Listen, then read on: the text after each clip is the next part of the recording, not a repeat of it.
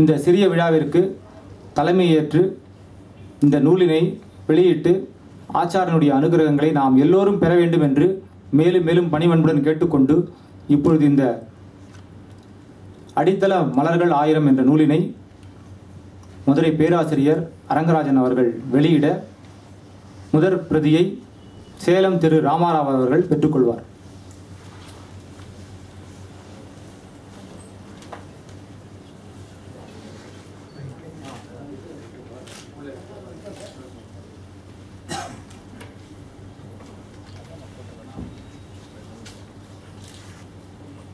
அது நூலாசிரியர் காஞ்சிநாதன் அவர்களை மேடைக்கு அழைக்கிறோம்.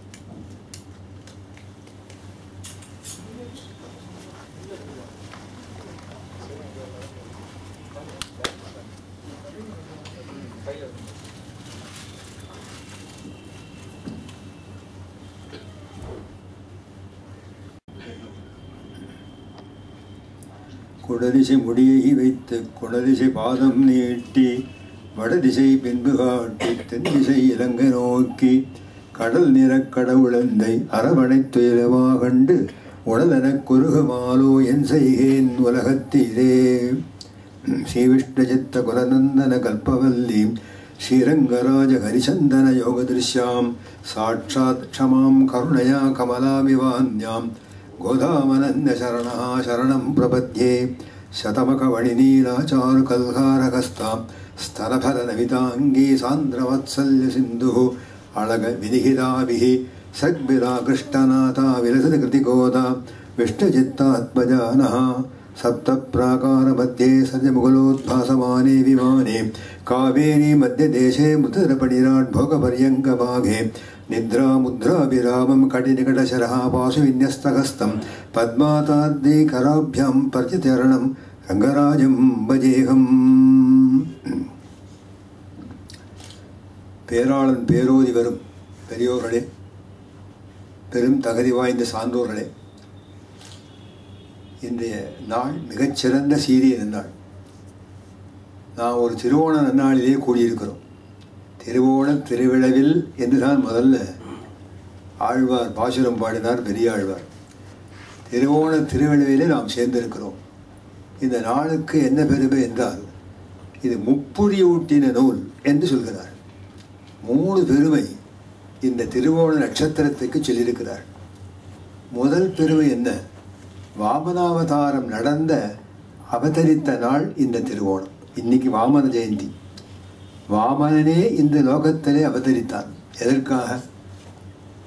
ஒரு நில அபகரிப்பை ஒழிப்பதற்காக. இந்திரனுடைய நிலங்களை எல்லாம் ஒருவன் அபகரித்தான். அபகரித்தவன் யார்? மகாபலி என்கிற பலமானவன். அவனிடத்தில் இருந்து இழந்து போன இந்திரன் கண்ணும் கண்ணீருமாக போய் எம்பெருமானத்தில் புலம்பினான். அவன் கண்ணீரை துடைத்தார். ஒரு நிலத்தை நானே மீட்டு தருகிறேன் இது சொல்லி முதல்ல நில மீட்பர்னு சொன்னால் வாமனன் தான். அவர் அதற்காகவே தன்னுடைய பெருமைகளெல்லாம் குறைத்து குறியமான் உருவாகிய குடக்கூத்தனை சொல்லி அப்படி குறுகிய வடிவத்திலே வந்தார். எவ்வளவு அவர் குறுகி வந்தார்? ஒரு அளவு இல்லையா? 2 அடியா? இப்போ உலகத்தில் போகிற கின்னஸ் புக்கில் உலகத்திலேயே டுவார்ஃப் யார் அப்படிலாம் ஃபோட்டோ போடுறான். உள்ளபடியே ரொம்ப குறுகிய திருவேணி உடையவன், ஆலமரத்தின் அருங்குரலானான்கிற கம்பர். ஆலம்பழத்தை ஒரு விரை எழுங்க, ஒரு சின்னதாக இருக்கும் பாருங்க, இவ்வளவுதான் தேடி பிடிக்கணுமா எங்கே வாமனன் வராருன்னு. அப்படி எல்லாரும் பார்க்க வந்து நிலம் மாவடியும் தா என்று சொல்லி பெருமாள் அலம்புரிந்த நெடுந்தடக்கை அமரர்வேந்தன் கொடுத்து கொடுத்து வளர்ந்த கை. அந்த கையாலே பெருமாள் அவனுக்கு சென்று யாச்சகம் வாங்கினார். ஆனால் அவனுக்கு ஒரு தண்டனை வேண்டாமா, எல்லாம் அபகரித்தானே, அதுக்கு ஒரு சிறை தண்டனை வேண்டாமா, அதையும் கொடுத்தார். பாதாளம் கலவிருக்கையான்னு சொல்லி அவனை கீழே தள்ளி பாதாளத்தில் அவனுக்கு இடம் கொடுத்தார். அப்பேற்பட்ட வாமனன் அவதாரம் பண்ணி சுதினம் இந்த திருவோண நன்னாள், அவதாரம் எடுத்த நன்னாள். அதற்கு மேலே அவதாரங்களிலேயே உயர்ந்த அவதாரம் எது அப்படி ஒரு ஆராய்ச்சி பண்ணா, அம்சாவதாரங்கிறா, சக்தி அவதாரம் சொல்கிறார்கள். அதெல்லாம் இல்லை, பூர்ணாவதாரம் தான் என்று சொல்கிறார்கள். அதற்கு மேலே ஒரு பரிபூர்ண அவதாரம் உண்டு. அந்த அவதாரம் எது? திருவேங்கடமுடையான். பரிபூர்ணமான அவதாரம் எது? அச்சாவதாரம். இல்லை, பூர்ணாவதாரத்துக்கும் பரிபூர்ணாவதாரத்திற்கும் வித்தியாசம் இருக்காருண்ணா. பூர்ணாவதாரமாக பெருமாள் வந்தார், அந்த சராசரங்களை எல்லாம் வைகுந்த தேர்த்தினார். கிருஷ்ணாவதாரம் வந்தார், அவரும் ஒரு கால் அவரும் திருநாடு தன்னுடைய சோதி போய் சேர்ந்துட்டார். இவாளெல்லாம் இல்லை. அப்போதெல்லாம் நாம் பெருமாளை பார்க்கலையா, வி ஆர் லேட் கமர்ஸ். பின்னானார் வணங்கும் சோதி திருமூழி களத்தானாயி முதலானாயி திருவங்கேழ சொல்கிறார். நாமெல்லாம் பிற்பட்டவர்கள். நமக்காக எம்பெருமான் ஓரொரு திவதேசங்களிலே அவன் நின்றும் இருந்தும் கிடந்தும் அவன் காட்சி தந்து கொண்டு நம்மளை ஆட்கொண்டு வருகிறான். அதனாலே பரிபூர்ணமான அவதாரம். என்றைக்கு இவன் போய் சேர போகிறான், என்னைக்கு இவர் போய் சேர போகிறார்? இந்த பூலோகத்தில் எல்லாரையும் கரையேற்றியாச்சான்னு பார்த்த பிறகுதான் இந்த பெருமாள் வேக போகிறார். அப்போ எல்லாருக்கும் அது கிடைக்குமா? வைகுந்தம் புகுவது மண்டவர் விதி என்ன நம்மாழ்வார். அதனால அப்படி வடவேங்கடவனுடைய திருநட்சத்திரம் இன்னைக்கு ஆச்சரியமான திருநட்சத்திரம். அவர் வடக்கே ஏன் இருக்கிறாராம், தமிழுக்கு எல்லையா இருக்காராம். இதை தாண்டி அந்நியமான மொழியோ அந்நியமான பண்பாடோ உள்ள வந்துடப்படாது என்று வடக்கே பெருமாள் காவலாக நிற்கிறார். வடக்கே மாலவன் குன்றம் பாரதியார். அதனால வடக்கே எம்பெருமான் காவல் காத்து கொண்டு நிற்கிறான். இதை சைவ பெருமக்கள் ஏற்றுக்கொண்டு இருக்கிறார்கள். அங்கே எம்பெருமான் இருக்கிறான். வடவேங்கடம் முதலா தென்குமரி ஆயிழை தமிழ் கூறும் நல்லுலகம் என்று சொல்கிறார். அவர் அங்கே வடக்கே காவலாக இருந்தார். அவர் அச்சாவதாரமான மூர்த்தி. அடுத்தது ஆச்சாரியாவதாரங்கள். திருவோண நட்சத்திரத்திலே 2 ஆச்சாரியர்கள் அவதரித்தார்கள். ஒருவர் வேதாந்த தேசிகன், மற்றொருவர் லோக தேசிகன், பிள்ளலோகாச்சாரியர். எப்படி அமைகிறது பாருங்க, ஒழுக்கம் பாருங்க. புரட்டாசி திருவோணத்திலே ஸ்ரீமன் நிகமாந்த மகாதேசிகன், ஐப்பசி திருவோணத்திலே பிள்ளை லோகாச்சாரியர், அவர் லோக தேசிகன். இப்படி இருவரும் நமக்கு கிடைக்க பெற்ற சுதினம்தான் திருவோணம். இந்த திருவோணம் விசேஷமாக இந்த நூல் வெளியிடுவதற்கு அமைந்தது பற்றி நான் இரும்போது எழுதுகிறேன். ஏதோ ஒரு பெரும் பேரு எனக்கு கிடைத்தது. நான் பல ஆண்டுகள் மதுரையிலேயே தொண்டு புரிந்தவன். பாகவத கோஷ்டிகளுக்கு பிரவச்சனங்கள் பண்ணி காலக்ஷேபங்கள் சொல்லி அப்படியே வாழ்ந்து வந்தவன். ஏதோ சென்னையிலே காலை வைத்தபோது சென்னை பல்கலைக்கழகம் வரவழைத்து வைணவத்துறை எனக்கு பல பணிகளை கொடுத்து வருகிறார். ஆங்காங்கே பல பேருக்கு பல வகுப்புகளும் நான் நடத்தி வருகிறேன். இது எதிர்பாராமல் வந்த உடனே யாராவது கீழே போட்டுவிடுவாளா, கைப்பட்ட மாணிக்கத்தை கடலிலே போடுவார்களோங்கிற நம்பில்லை. கையில் மாணிக்கம் கிடைச்சான், பத்திரமா வச்சுமா கடலை போடுவான். அதனால் வந்தார், என் அருகே அமர்ந்தார், பேசினார். 100 எழுதியிருக்கிறேன், இதற்கு அணிந்துரை தர வேண்டும் அப்படின்னு சொன்னார். அவ்வளோதானே, அணிந்துரை நிறைய கொடுத்துருக்கேன். எனக்கே ஒரு பேர், பட்ட பேர் அணிந்துரை அரங்கராஜன். ஏறத்தாழ ஒரு 18 நூல்களுக்கு அணிந்துரை கொடுத்துருக்கேன். அந்த அணிந்துரைகள்லாம் நீங்கள் சூக்ஷமாகணும். அதில் விஷய வைலட்சண்யம் சொல்லியிருப்பேன், பக்திரு வைலட்சண்யம் சொல்லியிருப்பேன், கிரந்த வைலட்சணம் சொல்லியிருப்பேன். இந்த மூணுமே இந்த நூலுக்கு அவ்வளவு பொருத்தமாக இருக்கு. எதை கல்வியாக கொண்டு பாடியிருக்கிறார்? ரங்கநாதனுடைய பாதுகைகளை பாடியிருக்கார். அந்த பாதுகைக்கு சடகோபன்னு பேர். 1000 ஸ்லோகங்கள் ஓர் இரவிலே சுவாமி நிகமாந்த தேசிகன் எழுதினார். சில பேர் கேட்பார்கள், எப்படி சுவாமி முடியும் 1000 ஸ்லோகத்தை 24 மணி நேரம் இரவு வச்சுப்போம், அப்படி எழுத முடியுமா? யாராவது எழுதி பார்த்தா முடியுமா? சாத்தியமா? இன்றைய உலகில் அதை நம்பலாம். அவ்வளவு வேகமான உலகம், அவ்வளவு சூக்ஷ்மமான உலகம், பெருசை கூட ஒரு குறுகிய அளவிலே காட்டி விடலாம். இவர் எவ்வாறு இதனால ஒரு நாள் ரொம்ப சிந்தனை பண்ண. 24 மணி நேரம் எவ்வளவு நிமிஷம் ஆகுது, எத்தனை செகண்ட் ஆகுது. அவருடைய எண்ணத்தில் அப்படியே கவிதை அப்படியே பொங்கி பூரித்து வந்துடும். பிறகு உட்கார்ந்து எழுதுவார். அவர் நினைக்கிறார்கள் உட்கார்ந்து ஒவ்வொன்றா நம்ம ஸ்ரீராமஜெயம் எழுதுகிற மாதிரி எழுதினா முடியாது, இவ்வளவு காப்பி டவுன் கூட பண்ண முடியாது. ஆனால் அவருடைய புத்தியில அப்பேற்பட்ட விஷயங்கள் எல்லாம் புரிச்சிடும். ஃபாஸ்ட் ட்ராக்ல போடுறாங்க, என்ன வேகமாக போடுறாங்க, அந்த மாதிரி வேகமாக ஒரு இரவில் 1000 கவி மலர்கள் பொங்கி வழிஞ்சிடுச்சு. அஞ்சலி பண்ணி மறுநாள் உட்கார்ந்து அவள்லாம் எழுதுவாள். பகலவன் காலையில் எழுந்து மாலையில் விழுவதற்குள்ளே கம்பர் 1000 பாசுரங்கள் பாடினார். கம்பன் பாடிய பாசுரங்கள். அதற்கு பிறகு திருவரங்கருடைய பாதுகைகளை மட்டுமே குறிக்கோளாக கொண்டு சுவாமி தேசிகன் பாடினார். அவ்வளவு பாடியிருக்க வேண்டாம், ஒரு பாசுரம் போதும், ஒரு பாசுரம் போதும். சிறன்று தூப்பல் திருவெங்கடமுடையான் பாரன்ற சொன்ன பழமொழியில் ஓரன்று தானே அமையாதும் தாரணியில் வாழ்வார் வானேழப்போமளவும் வாழ்வு. இது ரொம்ப அபூர்வமான வெண்பா. பிள்ளலோகாச்சார் இயற்றியதாகவும் சொல்கிறார். ஒரு அபிப்பிராயம் உண்டு. அது ஏற்பதிலே தவறே இல்லை. அவ்வளோ அழகாக பாடிய இந்த வெண்பா யாரும் பாட முடியாது. சிறன்று தூப்புல் திருவெங்கடமுடையான். அவர் யார்? சுவாமி தேசிகன். சீரொன்று, சீர்களெல்லாம் ஒன்றே குணத்தை உடையவர். திருவேங்கடமுடையான் பாரன்ற சொன்ன, பார்னா ஆகுவயிராக பூமியிலே உள்ள ஞானிகளை குறிக்கும். ரொம்ப அழகா இருக்கே, சவிச்சீனமாக இருக்கேன்னு எல்லாரும் பாராட்டும்படியாக பாரொன்ற சொன்ன பழமொழிகள், எத்தனையோ வார்த்தைகள், பழமையான வார்த்தைகள் தான் சொன்னார். ஓரொன்று தானே அமையாதோ, ஒரு ஸ்லோகம், ஒரு பாசுரம், அது போருமே. யாருக்கு? தாரணியில் வாழ்வார்க்கு முடிச்சுட்டார். தாரணியில் வாழ்வாருக்கு 3 அடிகள் முடிஞ்சு போச்சு. சென்டென்ஸ் கம்ப்ளீட் ஆயிடுச்சு. 7 வாய் பயனிலே செய்யப்படுவது. தனியாக 4வது தொக்கி நிற்கிறது. வானீர போமளவும் வாழ்வு. நாளைக்கு முன்னாலே ஸ்ரீராமதேசிகாச்சாரிய சுவாமி மதுரைக்கு பக்கத்தில் தமிழாசிரியர் இருந்தார். அப்போது அவருக்கு உடன் இருந்து அவர் காலத்தில் வாழ்ந்தவர் மதுரையிலே அப்பனையங்கார் சுவாமி, திருநாராயணங்கார் சுவாமி, நல்ல ஸ்ரீவைஷ்ணவ வித்வான்கள். தமிழ் வளர்த்த இடம் மதுரை தலைகீழாக இருக்கிறது.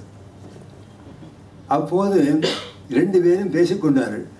முதல் 3 அடி முடிஞ்சு போச்சு. அப்புறம் வானியரப்போலவும் வாழ்வு நிற்கிறது. இது எவ்வாறு அன்வயப்படுத்துறது? உடனே திருநாராயணங்கார் சுவாமி ஒரு பெருமை இருக்கு. அவருக்கு பிரத்யக்ஷ அகஸ்தியர்னு பேர். இக்காலத்திலே வாழ்ந்த ஒரு அகஸ்தியர்னு காஞ்சிபுரம் சுவாமி அவருக்கு பேர் கொடுத்தார். அப்பேற்பட்ட மகாவித்வான் அவர். அவர் அன்வயப்படுத்தி காட்டினார்.